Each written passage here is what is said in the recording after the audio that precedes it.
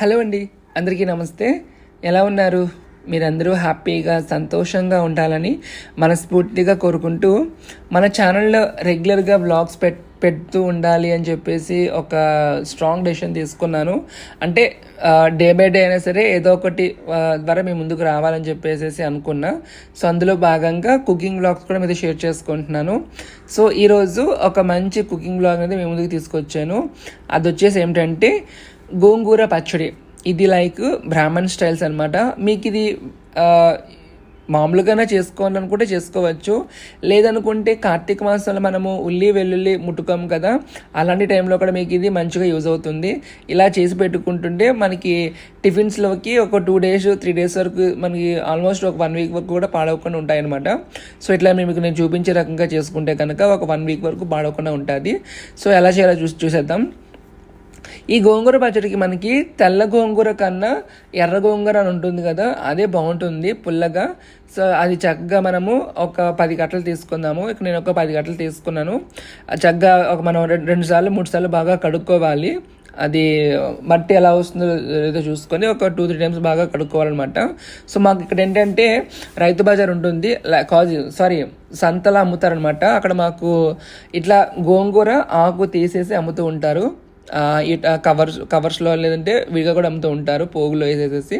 ఇక్కడ మాకు ప్యాకెట్ అయితే 20 rupeesకి. నేను మీకు ఇదంతా చూపించాను కదా, ఇదంతా 20 rupees అనమాట.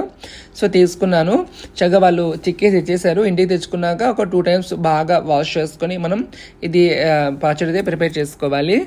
ఇంకా ఎలా చేయాలో చూసేద్దామండి.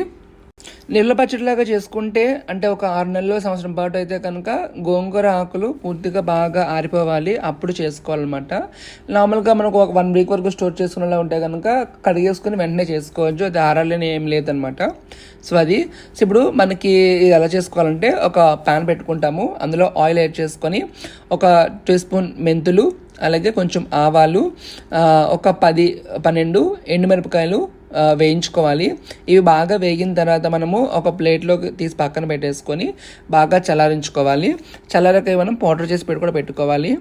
బాగా చల్లగైపోయిన తర్వాత ఒక మిక్సీ గిన్నెలో వేసుకొని అది మనం మిక్సీ పెట్టేసుకొని అందులోనే మనము మిగతా ప్రాసెస్ కూడా కంటిన్యూ చేసుకోవాలి. మళ్ళీ అదే ప్యాన్లో మరి కొంచెం ఆయిల్ యాడ్ చేసుకొని అందులో ఒక 5-6 పచ్చిమిరపకాయలు అలా బాగా అవి కొంచెం వేయించుకోవాలి.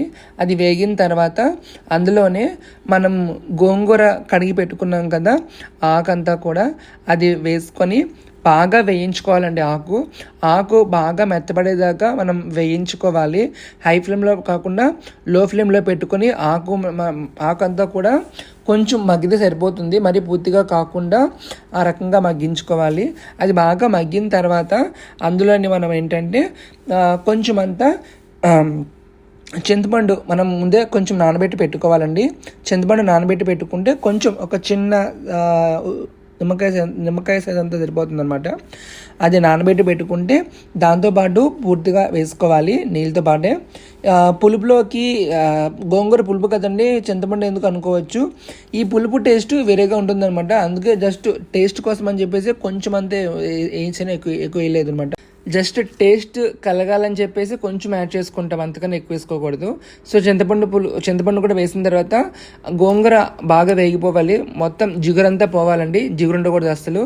జిగురంతా పోయిన తర్వాత లాస్ట్లో టేస్ట్ తగ్గట్టుగా సాల్ట్ యాడ్ చేసుకుంటాము. సాల్ట్ వేసుకొని ఇంకోసారి బాగా కలిపెట్టుకొని ఇది మనం బాగా చల్లారిపోవాలి. బాగా చల్లారిపోయిన తర్వాత మిక్సీ పట్టుకోవాలండి. మిక్సీ పట్టుకున్న తర్వాత ఇది మనం పోపు వేసుకుంటాము. ఒక ప్యాన్లో ఆయిల్ యాడ్ చేసుకొని అందులో ఆవాలు, జీలకర్ర, మినపప్పు. పోపుకి ఎప్పుడు కూడా ఈ మినపప్పు మీకు చూపించాను కదా, బద్ద మినపప్పు, అదే చాలా బాగుంటుంది. సో అది వేసుకొని ఒక 2-3 ఎండుమిరపకాయలు కూడా తుంచి వేసుకొని కరివేపాకు రెమ్మలు, కాస్త ఇంగువ యాడ్ చేసుకొని అవి బాగా వేగిన తర్వాత అందులో మనం మిక్సీ చేసుకున్నాం కదా గోంగూర పౌడర్ అంతా కూడా అదంతా యాడ్ చేసుకోవాలి. బాగా కలుపుకోవాలి. కొంతమంది విన్నా, నేను కూడా తెలీదు, ఈ స్టేజ్లో ఏంటంటే వెల్లుల్లిపాయలు కూడా వేసుకుంటారు దంచి. అంటే వెల్లుల్లి తింటామనుకున్న వాళ్ళు వెల్లుల్లి కూడా యాడ్ చేసుకోవచ్చు, బాగుంటుంది. ఆ టేస్ట్ కూడా చాలా బాగుంటుంది. సో మేము వెల్లుల్లి తినడం తక్కువ కూడా, వారం కూడా, అందులో నేను ఇక్కడ వెల్లుల్లి వేయట్లేదు. మీరు వెల్లుల్లి తింటే కనుక రోజు అదే ఆయిల్ పోపులోనే వెల్లుల్లి కూడా ఒక 4-5 రెమ్మలు దంచి వేయించుకోండి. బాగా కలుపుకొని వేడి వేడి అన్నంలో నెయ్యి కలుపుకొని తింటే టేస్ట్ అదిరిపోతుందండి. చాలా బాగుంటుంది. చాలా సింపుల్గా ఈజీగా చేసుకోవచ్చు, అంత బాగుంటుంది.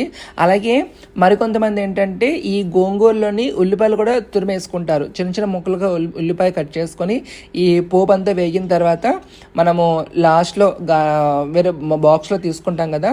సో బాక్స్లో తీసుకున్న తర్వాత కాస్త ఉల్లిపాయలు చిన్న చిన్న ముక్కలుగా కట్ చేసుకొని కలుపుకుంటారు. అది అన్నంలో నంచుకొని తింటే బాగుంటుందంట. అంటే నేను కొంతమంది దగ్గర చూసాను, విన్నాను కూడా. సో మేము తిన్నాం కాబట్టి నేను యాడ్ చేయట్లేదు. సో మీకు నచ్చితే మీరు యాడ్ చేసుకోండి.